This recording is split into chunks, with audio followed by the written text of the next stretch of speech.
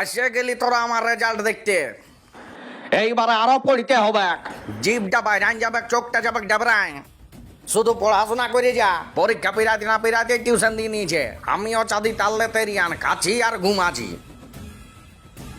আমি 3rd ডিভিশনে pass করেছি, কিন্তু ঘরে এখনো তক্ক গাল দেই নাই। টেনশনটা তো এইবারে স্টার্ট হবে।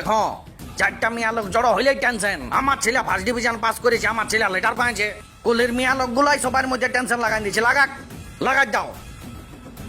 1 মিনিটও আমি পড়ি নাই পরীক্ষার সময়।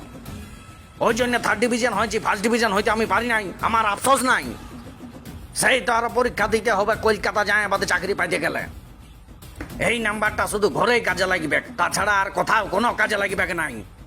তুমি 1st ডিভিশন হও চাहे লেটার পাও, পরীক্ষায় বসতে হবে। ওই পরীক্ষায় তুমি কত নাম্বার পাইলে সেটাই দেখবে। জীবনটা কেরোসিন করে দিয়েছে। আমার ছেলে